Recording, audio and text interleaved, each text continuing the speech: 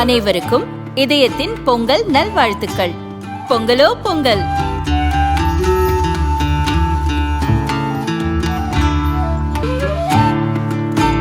அனைவருக்கும் இதயம் மந்த்ராவின் பொங்கல் தின நல்வாழ்த்துக்கள். பொங்கலோ பொங்கல்.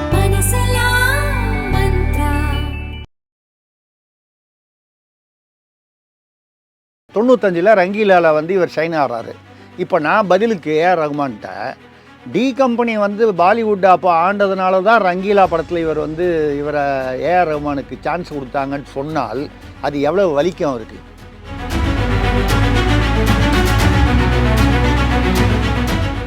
காலம் காலமாக தமிழ்த்தாய் என்று இங்கே வழிபடப்பட்ட அந்த உருவத்தை மறைத்து மாற்றி காட்டேரி மாதிரி ஒரு தலையை விரிச்சிட்டு போட்டு வந்தால் எங்கள் தமிழ் கலாச்சாரத்திற்கும் பண்பாட்டிற்கும் எதிராக செயல்பட்டீர்கள் என்று சொன்னால் உங்களுக்கு வலிக்குமா?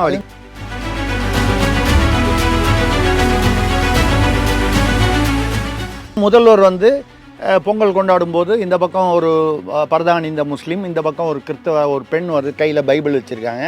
அதில் மறந்து கூட ஒரு இந்து பக்கத்தில் விடலை. பொங்கல் உண்மையிலேயே கொண்டாடுவோம். இவங்களாம் பொங்கலாக வந்து போகி கொண்டாடுறாங்களா, பொங்கல் கொண்டாடுறாங்களா, இல்லை மாட்டு பொங்கல் கொண்டாடுறாங்களா?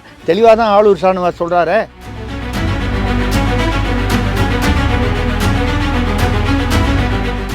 விஜய் வந்து இப்போ இருக்கக்கூடிய சூழ்நிலையில் கட்சி இன்னும் தயாராகாத நிலையில், கட்டமைப்பு தயாராகாத நிலையில் இப்பொழுது நின்றால் மிகப்பெரிய பின்னடைவை சந்திக்க வேண்டி வரும். ஒரு பக்கம் ஜனநாயகன் ரிலீஸ் பிரச்சனை, ஒரு பக்கம் இந்த குற்ற வழக்கு பிரச்சனை.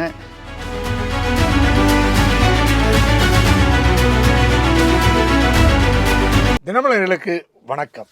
பல்வேறு அரசியல், பொருளாதார, சமுதாய பிரச்சனை அரசு நிகழ்ச்சியில் இன்று நம்முடைய மூத்த பத்திரிகையாளர் திருசக்தி சுந்தராமன் வந்திருக்கார். வணக்கம் சார். வணக்கம் ஜெய், சொல்லுங்கள் சார். இப்போது ஒரு 2 நாளாகவே ஒரு விஷயம், அதாவது இசை புயல் ஏஆர் ரகுமான் என்ன சொல்லியிருக்காருன்னா, கடந்த 8 ஆண்டு காலமாக நான் புறக்கணிக்கப்பட்டிருக்கின்றேன்.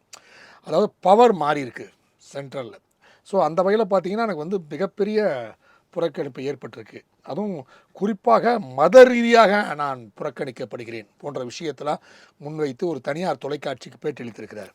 அவர் உண்மையாக புறக்கணிக்கப்பட்டிருக்கிறாரா, இல்லை அவருக்கு வந்து இருந்த அந்த சரக்கெல்லாம் தீர்ந்து போச்சா? ஏங்க, அதாவது எல்லா இசையமைப்பாளர் அப்படின்னா அவங்கவுங்களுக்கு ஒரு சீசன் இருக்குது, அவங்கவுங்களுடைய திறமையினால் வராங்க.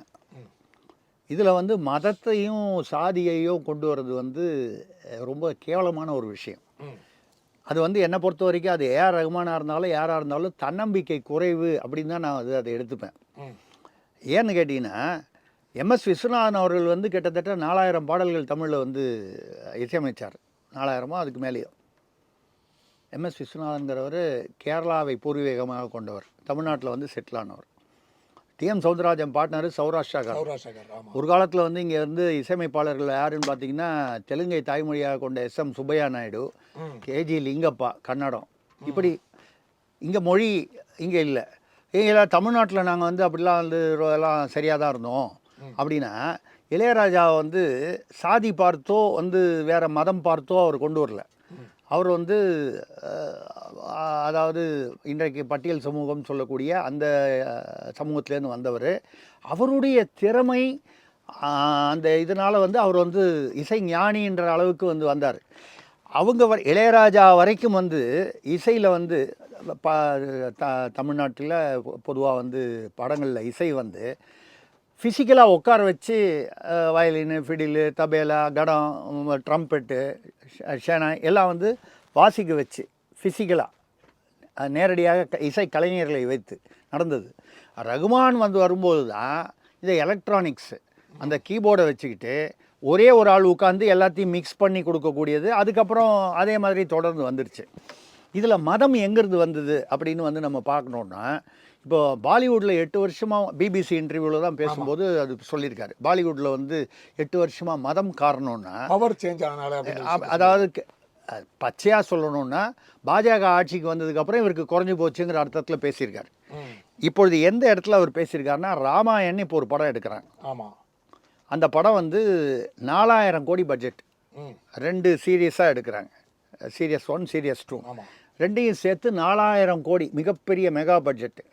இந்த பட்ஜெட்டில் வந்து படம் வந்து யாரை வந்து இசையமைப்பாளர்னா ஏஆர் ரகுமான் அவர்களும் ஹான்ஸ் ஜிம்மர் என்ற ஜெர்மனியை சேர்ந்த யூத இனத்தை சேர்ந்தவர். எந்த இனம்? ஜூயிஷ். இவங்க 2 பேரும் ஜாயிண்ட்டாக இசையமைக்கிறாங்க. இதுக்கு யார் வந்து தயாரிப்பாளர் அப்படின்னா மல்ஹோத்ரான்னு ஒரு யார் அவர்? இந்து. இயக்குனர் யாருன்னா நிதிஷ் திவாரி. திவாரினா ஓபி பிராமணர், இந்து. சாதியை விட்டுருவோம், மதத்தை மட்டும் எடுத்துப்போம். இந்து. இந்துக்கள் தயாரிப்பாளராகவும் இயக்குனராகவும் இருக்கிற படத்தில் ஒரு இஸ்லாமியரை நம்ம ஏன் வந்து இஸ்லாமியர்னு இவரை நம்ம பேச வேண்டியிருக்குன்னா அவராக அதை கிளப்பி விட்டார். நம்ம வந்து அவரை இசையமைப்பாளரை தான் பார்க்குறோம். அவரையும் ஹான்ஸ் ஜிம்மர் என்கிற ஒரு யூத இனத்தை சேர்ந்தவர். இவர்களை வந்து இசையமைப்பாளர்களாக போட்டிருக்காங்க 4000 கோடிக்கு. இப்போ வந்து இப்போ மோடி ஆட்சியோ இல்லை பாஜக ஆட்சியோ வந்து இறங்கிடுச்சா? அவங்க தானே இன்னும் ஆட்சியில் இருக்காங்க. ரெண்டாவது, நீங்கள் முதலாக வந்து நீங்கள் என்னவா இருந்தீங்க? திலீப் குமாராக இருந்து தானே நீங்கள் போனீங்க. உங்களுடைய தகப்பனார் வந்து அவர் வந்து ராஜகோபால குலசேகர சேகர் என்ற உங்களுடைய தந்தை, உங்களுடைய தாயார் பெயர் கஸ்தூரி தானே இருந்தது. அவங்க மதம் மாறுவது உங்களுடைய விருப்பம், உரிமை, அதில் வந்து நம்ம சொல்லலை. ஆனால் மத உணர்வு அப்போவே உங்களுக்கு தெரியும். கவிஞர் பிறைசூடன் அவர் வந்து என்னுடைய குடும்ப நண்பர் மட்டும் இல்லாமல் எங்கள் ஊரை சேர்ந்தவர். நெத்தியில் வந்து பட்டய விபூதி குங்குமத்தோடு இருப்பார். என்னுடைய படத்தில் கூட அவருக்கு வாய்ப்பு கொடுத்துருந்தேன். எனக்கு குடும்ப நண்பரும் கூட. அவர் வந்து ரஹ்மான் அவருடைய வீட்டுக்கு போகும்போது வீட்டு உள்ளே வரணுன்னா அந்த விபூதி பட்டை அழிச்சிட்டு வாங்கன்னு அவங்க வீட்டில் தாயார் சொன்னாங்க. அப்படின்றத அவர் பேட்டியில் சொன்னது மட்டும் இல்லாமல் என்னிடமும் நேரடியாக அந்த சமயத்தில் தெரிவித்து வருத்தப்பட்டார்.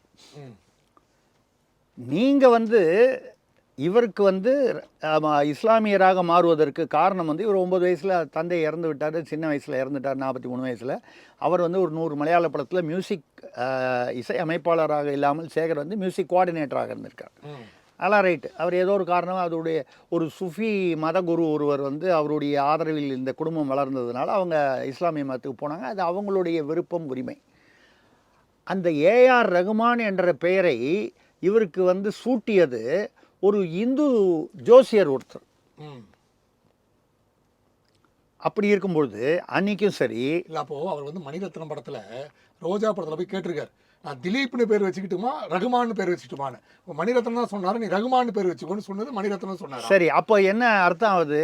சரி, நீங்கள் வந்து 1980களில் 90களில் பார்த்தீங்கன்னா இந்தி, அதாவது பாலிவுட் என்கிற இந்தி ஃபீல்டு ஃபுல்லாக டி கம்பெனி என்கிற தாவூத் இப்ராஹிம் தீவிரவாத தலைவர். இன்றைக்கும் வந்து அவர் வந்து பாகிஸ்தானில் ஒளிஞ்சிட்டு இருக்காருன்றாங்க, கொண்டார். குல்ஷன் குமாரை கொண்டது அந்த குரூப்பு தான். அப்போ வந்து கம்ப்ளீட்டாக வந்து எல்லா ஹீரோயினும் வந்து அவங்க சொல்கிற ஆள் தான் மேனேஜராக வச்சுக்கணும். அவங்கள கேட்காம எந்த படமும் ஒத்துக்கக்கூடாது. அவங்க வாங்குகிற பணத்தில் ஒரு பகுதியை வந்து அந்த டி கம்பெனி கொடுக்கணும். இது 80கள் 90களில் இருந்தது. 95ல் முதலாக ஏஆர் ரகுமான் அவர்கள் ரங்கீலா என்கிற படத்தில் இந்தியில் அறிமுகமாகிறார். அவருக்கு திறமை, ரஹ்மானுடைய திறமையை பற்றி நமக்கு வந்து ஒரு செகண்ட் ஒப்பீனியன் இல்லை. இப்போது டி கம்பெனி ஒரு காலத்தில் பாலிவுட்டில் டி கம்பெனி என்பது தாவூத் இப்ராஹிம். தாவூத் இப்ராஹிம் என்ன மதம்னு எல்லாருக்கும் தெரியும். இந்தியவர், ஆனால் பாகிஸ்தானில் சென்று கொண்டு இந்தியாவிற்கு எதிராக தீவிரவாதத்தில் ஈடுபட்டவர். அவர்களுடைய பீரியடில், உச்சத்தில் இருந்த பீரியடில் 95ல் ரங்கீலாவில் வந்து இவர் ஷைன் ஆகிறாரு. இப்போ நான் பதிலுக்கு ஏஆர் ரஹ்மான்கிட்ட டி கம்பெனி வந்து பாலிவுட் அப்போ ஆண்டதுனால தான் ரங்கீலா படத்தில் இவரை ஏஆர் ரஹ்மானுக்கு சான்ஸ் கொடுத்தாங்கன்னு சொன்னால் அது எவ்வளோ வலிக்கும் அவருக்கு. இப்போ இன்னைக்கு கூட வந்து அவர் வந்து நான் யாரையும் வலி ஏற்படுத்துவதற்காக சொல்லவில்லைன்னு. நல்லா கிள்ளி விட்டீங்க, ரத்தம் வரா மாதிரி கிள்ளிட்டீங்க, மத உணர்வுன்னு சொல்லி பேசிட்டீங்க. அந்த காலத்தில் நீங்கள் திலீப் குமார், அஜித்னு ஒரு வில்லன். திலீப் குமார் யார்? யூசஃப். அஜித்துங்கிறவர் அமீது. அதுக்கப்புறம் மதுபாலா, மீனா குமாரி, ஜானி வாக்கர், இவ்வளோ பேரும் இந்து பெயரோ மாற்று பெயர்களோ வைத்துக்கொண்ட இஸ்லாமிய நடிகர் நடிகைகள். நான் சொல்கிறது 60 70 இப்படிலாம் இருந்திருக்கு. இங்கே வந்து நீங்கள் வந்து அப்போ இந்தியில் வந்து முகமது ரஃபியை விடவா வந்து அவர் வந்து அசல் இஸ்லாமியர். நான் சொல்கிறது வந்து இவர் நகல்னு சொல்கிறதுக்காக இல்லை, இவர் வந்து மத மாற்றம் இந்த தலைமுறையில். அவர் வந்து முகமது ரஃபி பிறப்பிலேயே அவர் வந்து இஸ்லாமியராக தந்தை தாய். அவர் வந்து சிவனை துதித்த பாடல்கள் பாடியிருக்கிறார். ஜேசுதாஸ் அவர்கள் சபரிமலை ஐயப்பனை பற்றி பாடின பாட்டில் எல்லாத்தையும் விட தரங்கிணி பாடல்கள் தான் வந்து இருக்கிறதுலேயே மோஸ்ட் அறிவராசனம் வந்து ஜேசுதாஸ் பாடினது தான். அங்கே யாரும் அவரை கிறிஸ்தவராக பார்க்கவில்லை, ஜேசுதாஸ் என்ற ஒரு பாடகராக பார்த்தார்கள். நான் வந்து தமிழ்நாட்டில் மட்டும் சொல்லலை. அப்போ தமிழ்நாட்டில் வந்து நீங்கள் வந்து தமிழ்நாட்டில் கூட பார்த்தீங்கன்னா மனோ அவர் இஸ்லாமியர், அவர் ஒரிஜினல் நாகூர் பாபு. நாகூர் பாபுன்னு மனோன்னு மாற்றிக்கிட்டார். எனக்கு நண்பரும் கூட அவரை அழைத்து சென்று பல கச்சேரிகளுக்கு ஏற்பாடு செய்திருக்கிறேன். நாகூர் பாபு என்ற மனோ அவர் கொஞ்சம் அந்த பீரியடில் வரும்போது இப்படி வந்து நிறைய பேர் வந்து பெயர்களை வந்து மாற்றிக்கொள்வது வந்து அந்த சினிமாவுடைய ஏதோ ஒரு காரணத்துக்காகன்னு வச்சுக்கலாம். சில பேர் அதே பேரில் இப்போ இந்தியில் இஃப்தேகார்னு வில்லன் இருந்தார், அவர் அதே பேர் வச்சுக்கிட்டாரு. அதே மாதிரி நீங்கள் வந்து இன்றைக்கும் வந்து யார் வந்து பாலிவுட்டில் வந்து ஆட்சி செலுத்துகிறாங்க, டாப் 5 ஹீரோஸ் பேர் சொல்லுங்கள். ஷாருக் கான், சல்மான் கான், அமீர் கான், சைஃப் அலி கான், அக்ஷய் குமார். அதுக்கப்புறம் நீங்கள் வந்து அடுத்த தலைமுறையில் வரக்கூடிய ரன்வீர் கபூர், ரன்வீர் சிங், இவங்கெல்லாம் ஆரியன் ஒருவரெல்லாம் வராங்க. இப்போ இந்த கான் 5 பேரில் 4 அந்த சீனியர் இன்றைக்கும் அவங்களாம் வந்து ஃபீல்டில் இருக்காங்க, ஹீரோவாக தான் நடிச்சிட்ருக்காங்க. ஷாருக் கானோ, அமீர் கானோ, சைஃப் அலி கானோ. அப்போது ஏறத்தாழ வந்து 80% வந்து கான் என்றால் இஸ்லாமியர்.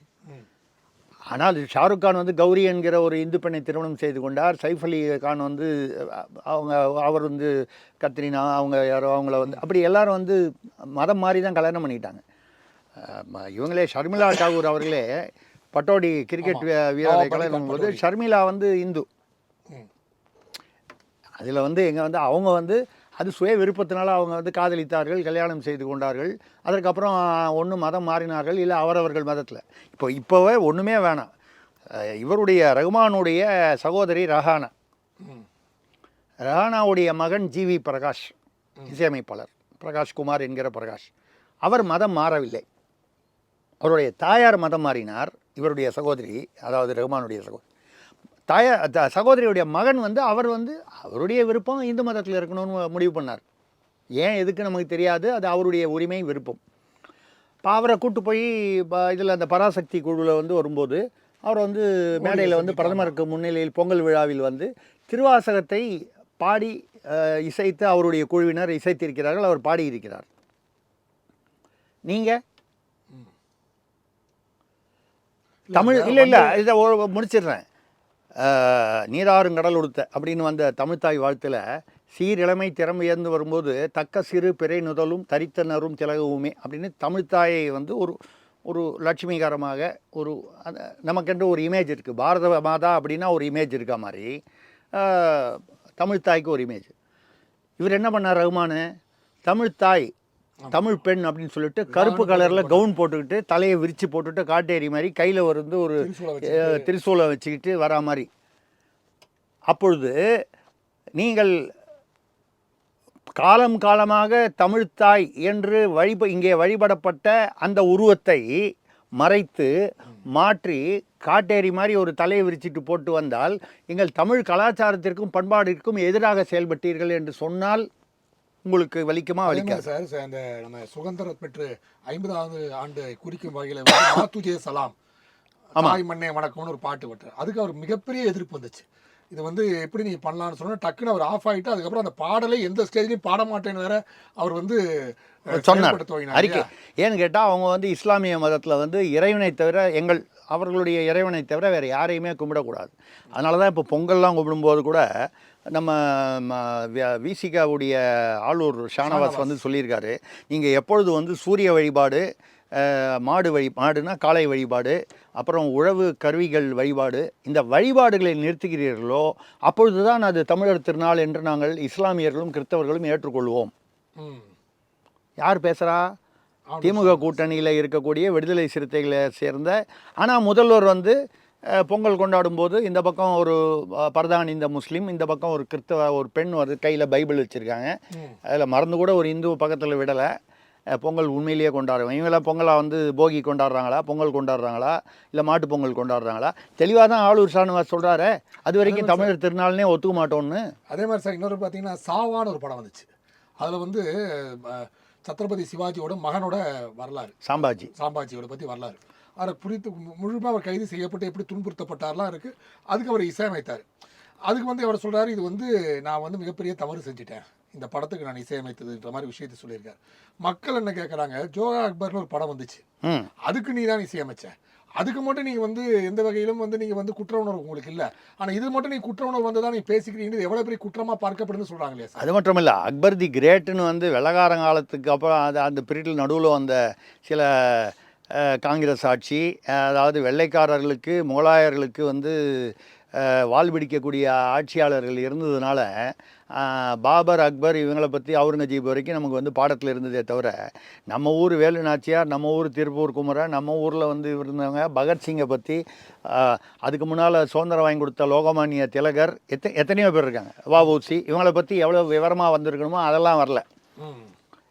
நீங்கள் வந்து பாபர் அக்பர் தி கிரேட்னு, அக்பர் எவ்வளவு வந்து மதமாற்றம் செய்திருக்கிறார் என்று அக்பர் நாமா என்ற புத்தகத்திலேயே இருக்கிறது. மதமாற்றம் செய்ய மறுப்பவர்களை அவர் எவ்வளவு துன்புறுத்தி இருக்கிறதுலையே, பாபர்லேருந்து அவுரங்கஜீப் வரைக்கும் ரொம்ப நல்லவர்ன்றவர் அக்பர் தான்.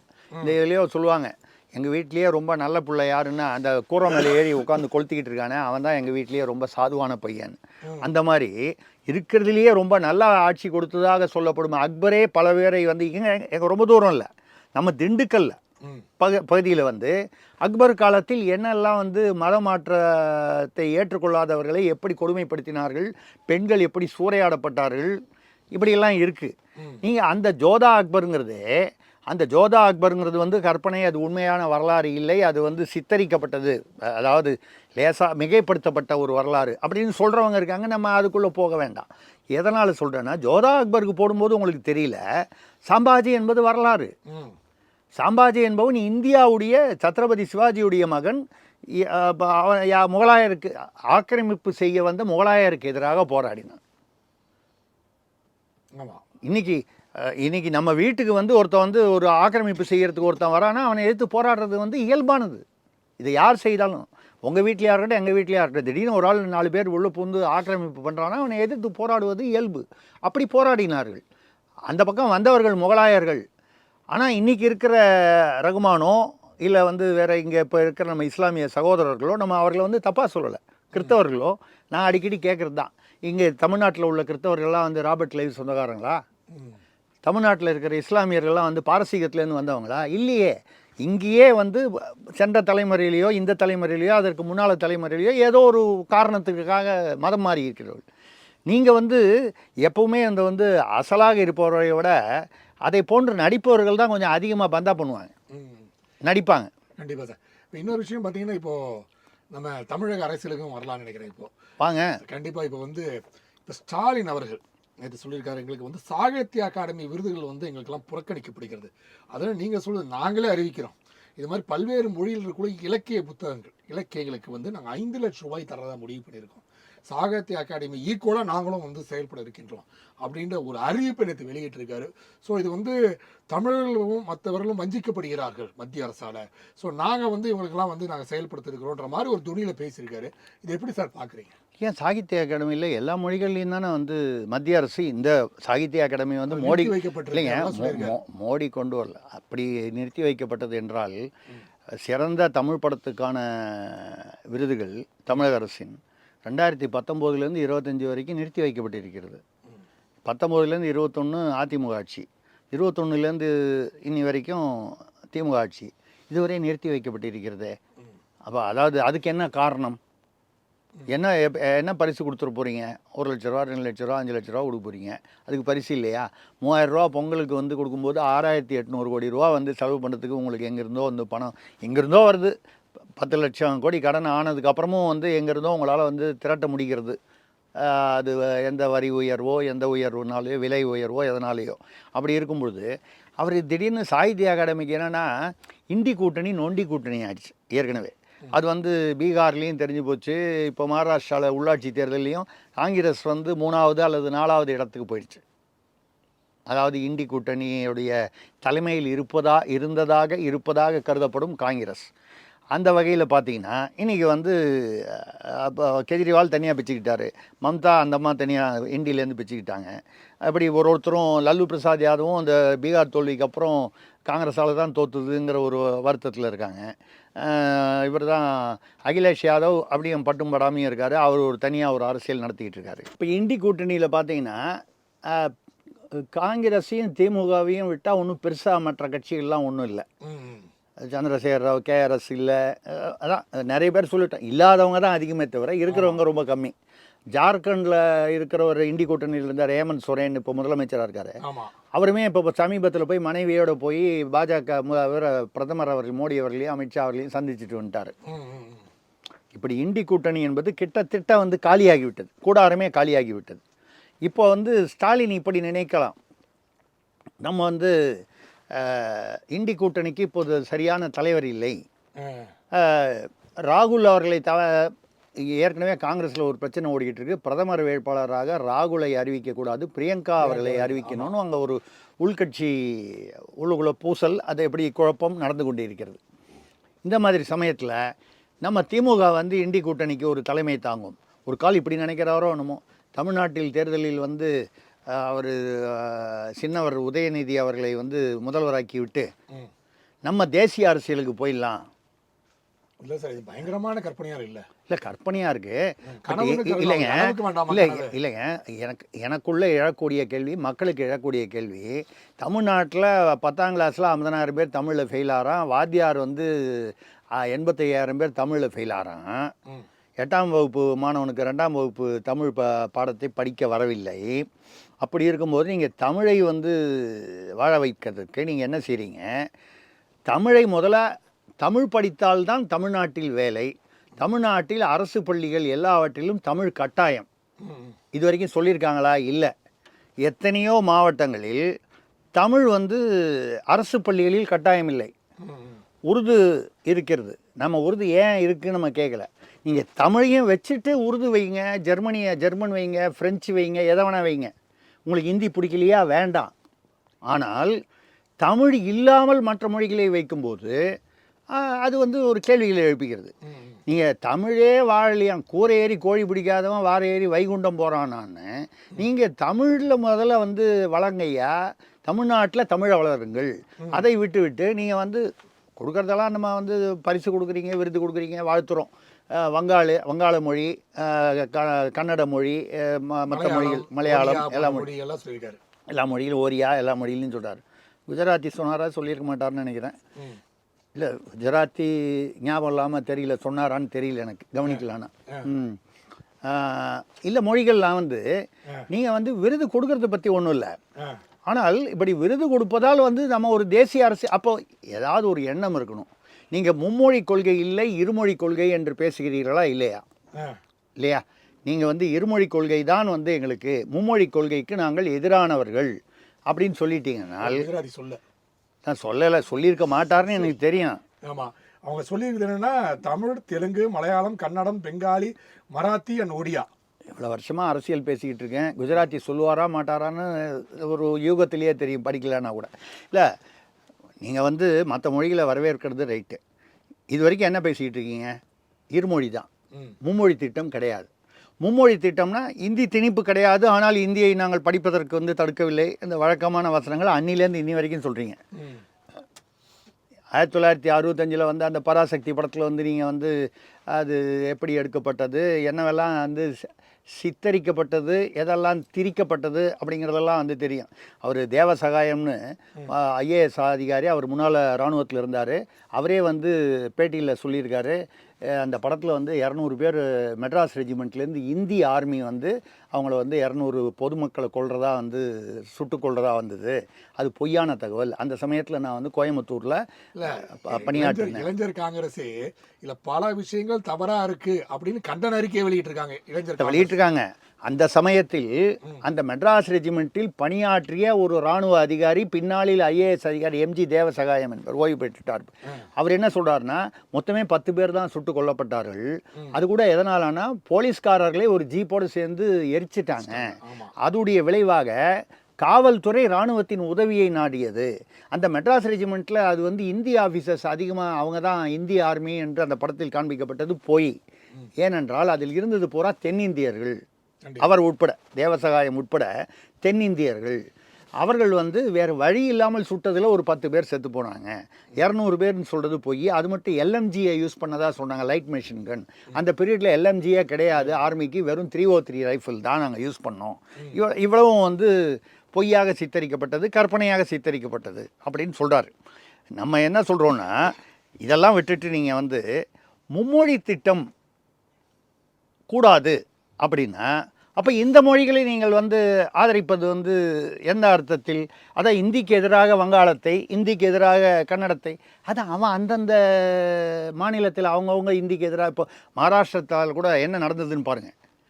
இப்படி செய்வது திமுக தனக்குத்தானே குழி தோண்டி கொள்வதற்கான ஒரு ஒரு ஒரு ஆபத்தான ஒரு அரசியல் விளையாட்டாக எனக்கு தெரிகிறது. கண்டிப்பாக சார். ஏன் வந்து அதை சொல்கிறேன்னா, ஒரே வரியில் அந்த விஷயத்தை முடிச்சிருவோம். ஏன்னு கேட்டிங்கன்னா, ரிவர்ஸ் கன்சாலிடேஷன் மகாராஷ்டிராவில் என்ன நடந்தது? 36% இருக்கக்கூடிய பாம்பே முனிசிபல் கார்பரேஷனில் வந்து வாக்காளர்கள் மராத்தியர்கள், பாக்கி 64 பேர் வந்து குஜராத்தியர்கள், மற்ற வட இந்தியர்கள், மதராசிகள், அதாவது தமிழர்கள். இந்த 36% ஓட்டுகளை வச்சு அண்ணாமலையை காலை வெட்டிடுவேன் அப்படின்லாம் சொல்லி லுங்கி புங்கின்லாம் அசிங்கமாக பேசின தாக்கரே அவர்கள் என்ன ஆனார்கள்? 36% கன்சாலிடேட் ஆகல, பாக்கி 64% மராத்தியர் அல்லாதவர் கன்சாலிடேட் ஆகி பாஜக கூட்டணி மிகப்பெரிய வெற்றி பெற்றது. பாம்பே 29 மாநகராட்சியிலையும் வெற்றி பெற்றது. அப்போ அந்த ரிவர்ஸ் கன்சாலிடேஷன் என்பது தமிழ்நாட்டிலும் நடக்க ஆரம்பித்தால் திமுகவின் கதி அரசியல் ரீதியாக என்ன ஆகும் என்பதுதான் என்னுடைய கேள்வி. ஏதோ அவருக்கும் வந்து பிரதமர் ஆசை வந்து விட்டதோ என்ற யூகம் சந்தேகம் வருகிறது. கண்டிப்பாக சார். இன்னொரு விஷயம் பார்த்தீங்கன்னா, இன்றைக்கி பரவலாக செய்தி, அதாவது வந்து தாவேகா தலைவர் மற்றும் நடிகர் விஜய் வந்து இன்னைக்கு சிபிஐ விசாரணைக்கு நேற்று போயிருக்காரு. இல்லை பல்வேறு விஷயங்கள் என்ன ஆலோசனை மேற்கொள்ளப்பட்டிருக்குதுன்னா, அதாவது வந்து இந்த தேர்தல் நம்ம போட்டியிட வேண்டாம் அப்படின்ற ஒரு விஷயம் சொல்லப்பட்டதாக ஒரு செய்தி கசிவு இருக்கிறது. பட் இது உண்மையாக தெரியல. ஏன்னா திமுக ஐடி விங் கூட போன்ற விஷயங்கள்லாம் கசியக்கூடிய வேலைகள்லாம் செய்யக்கூடிய செய்திகள்லாம் வெளியிட்டிருக்காங்க. ஸோ இது உண்மையா பொய்யா அப்படின்றது தெரியாது. பட் இந்த செய்தி இப்போ பரபரப்பாக பேசப்பட்டிருக்கு. நீங்கள் எப்படி பார்க்குறீங்க சார்? இல்லை 2 விஷயம் என்னென்னால், அவருடைய பெயர் வந்து குற்றப்பத்திரிகையில் சேர்க்கப்படும் என்று எதிர்பார்க்கப்படுகிறது. இதை நான் ஏற்கனவே ரொம்ப நாளாக சொல்லிக்கிட்டு இருக்கேன். இது வந்து சேர்க்கப்படணும்னு. அதனால் வந்து விஜயை குற்றவாளி என்ற அர்த்தத்தில் நான் பேசவில்லை. அதாவது அவருடைய நிர்வாகிகளான ஆதவர்ஜுனா, புஷி ஆனந்த், நிர்மல்குமார், அருண்ராஜ் இவர்கள் மீது என்ன குற்றச்சாட்டு? கவனக்குறைவினால் இந்த துக்க நிகழ்வு நடந்தது. இதுதானே அவர்கள் மீது. அவர்கள் ஒன்றும் திட்டமிட்டு 41 பேரை வந்து கொலை பண்ணணும்னு செஞ்சாங்களா? தாவேகளை எந்த கட்சியுமே செய்ய மாட்டார்கள். அப்படி இருக்கும்பொழுது அதே கவனக்குறைவு விஜய் மீது வந்து நிச்சயமாக இருக்கணும் இல்லையா? அவருடைய தளபதிகளுக்கு என்ன குற்றச்சாட்டோ அந்த குற்றச்சாட்டு அவருக்கு தான் முதல்ல அப்ளிகபிள். அந்த வகையில் அவருடைய பெயர் எஃப்ஐஆரில் சேர்க்கப்படுவது தான், அதாவது குற்ற வழக்கு அந்த ரீதியில், சட்ட ரீதியில் அது வந்து சரியாக இருக்கும். அப்படி படும் போல தெரிகிறது. விசாரணையில் சேர்க்கப்பட்டால் தவறில்லை. ஏன்னா அவங்க வந்து இல்லை அவங்கள ரிலீஸ் பண்ணணும், அவங்கள ரிலீஸ் பண்ணிட்டா கேஸே இல்லை. இப்படிப்பட்ட ஒரு சூழ்நிலையில் அவருடைய பெயர், இந்த மாதிரி சூழ்நிலையில் அவர் இந்த முறை தேர்தலில் நிற்க வேண்டாம். ஏனென்றால் காங்கிரஸ் கூட்டணி அநேகமாக அவர்களிடம் சேர்ந்து விடும்னு போதும்போது, இப்போது மல்லிகார்ஜுன் கார்கே அவர்களையும் ராகுல் காந்தி அவர்களையும் தமிழக தலைவர்கள் போய் சந்தித்த போது இறுதியாக மல்லிகார்ஜுன் கார்கே, நாம் வந்து அந்த கூட்டணியை விட்டு, இது வந்து வெளியில் சொல்லலையே தவிர உங்களுக்கு தலைமை முடிவெடுக்கும், நீங்கள் அதை பிரகாரம் நடந்து கொள்ளுங்கள் என்று பொது வழக்கமான டேவை வெளியில் சொல்லிட்டா கூட, உள்ளுக்குள்ளே வந்து நாம் எதுவும் எந்த விதமான பரிசோதனையிலும் வந்து அன்டெஸ்டட் இதில் வந்து ஈடுபட வேண்டாம், ஏற்கனவே இருக்கக்கூடிய கூட்டணியை நாம் வந்து விட்டுவிட வேண்டாம் என்ற வகையில் அவர்களுக்கு அறிவுரை சொல்லி அனுப்பப்பட்டிருப்பதாக சில தகவல்கள் சொல்கின்றன. அதாவது திமுக கூட்டணியை விட்டு வெளியேற வேண்டாம் என்ற முடிவில் சோனியா குடும்பம் அல்லது காங்கிரஸ் தலைமை இருப்பதாக தெரிகிறது. அப்போது தாவேகா பக்கம் போகலை காங்கிரஸே போகலைன்னா விசிகா ஏற்கனவே கொஞ்சம் தடுமாறிட்டு இங்கே தான் இருக்கணுங்கிற மாதிரி ஒரு முடிவில் இருக்காங்க. இல்லைனா கட்சி பிளவுபட்டுரும். அப்படி இருக்கும்போது அவங்களும் போக மாட்டாங்க. அப்போ திமுக கூட்டணி எப்பவும் போல் பழையபடி அதே மாதிரி இருக்க போகிறது. அந்த பக்கம் அதிமுக, பாஜக, தேமுதிக வரலாம், வராமல் போகலாம். ஒன்று தேமுதிக திமுக பக்கம் வரணும், இல்லை அதிமுக பக்கம் போகணும். ரெண்டு கூட தாண்டி தனியாக ஒன்று நிற்க போகிறது இல்லை. ஆமாம். இப்போ வந்து சீமான் அவர் வழி தனி வழி, அவர் எப்போவுமே கூட்டணி கிடையாதுன்னு சொல்லிட்டு அவர் நிற்கிறாரு. இந்த மாதிரி சமயங்களில் இப்போ இவர்கள் வந்து இன்னும் வந்து ஒரு மாவட்ட செயலாளர்லாம் இன்னும் முழுசாக முடிக்கலை, பூத் கமிட்டி இன்னும் முடிக்கலை, கட்டமைப்பு எதுவும் இல்லை. தேர்தலை எப்படி சந்திப்பார்? தேர்தலை தனியாக சந்தித்து ஒரு 10% கூட ஓட்டு வாங்கலைன்னு வைங்க, எப்படி தாக்கு பிடிக்கிறது 2031 வரைக்கும்? இதில் இப்போ இந்த எஃப்ஐஆரில் வந்ததுன்னா இதில் வேறு கான்சன்ட்ரேஷன், இந்த குற்ற வழக்கு. இந்த சூழ்நிலையில் ஜனநாயகன் ரிலீஸ் ஆகலை, இவ்வளோ பிரச்சனை.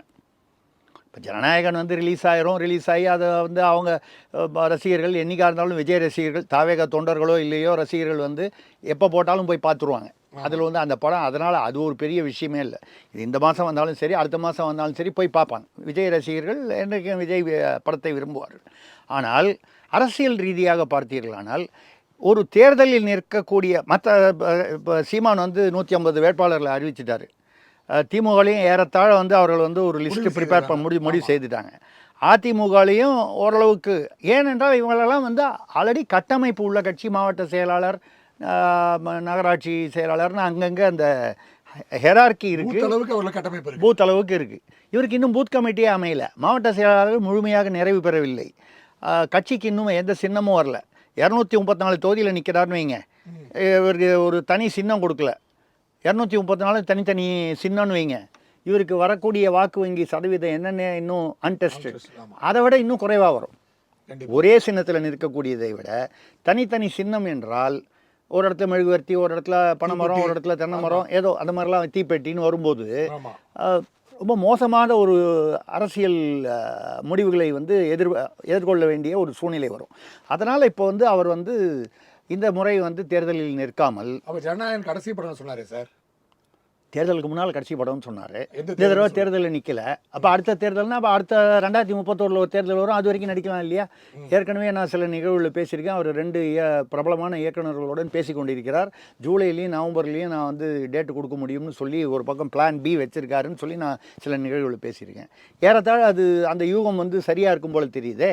அந்த மாதிரி வரும்பொழுது இவர் வந்து என்ன மிஞ்சி போனால் வந்து நீங்கள் வந்து யாருக்கு ஓட்டு போடணும்னு அவர் குரல் கொடுக்கணும்னு அவசியம் இல்லை.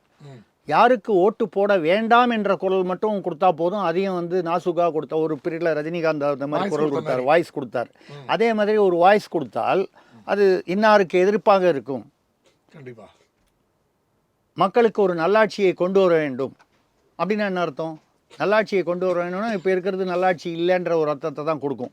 அந்த மாதிரி ஒரு சில வசனங்களை பேசிவிட்டு இந்த தேர்தல் ஒதுங்கிட்டு நான் வந்து நல்ல ஒரு கட்டமைப்பை ஏற்படுத்தி நாம் 2031 2029 எதுவாக இருந்தாலும் இன்னொரு 3 வருஷம் குறைஞ்சபட்சம்.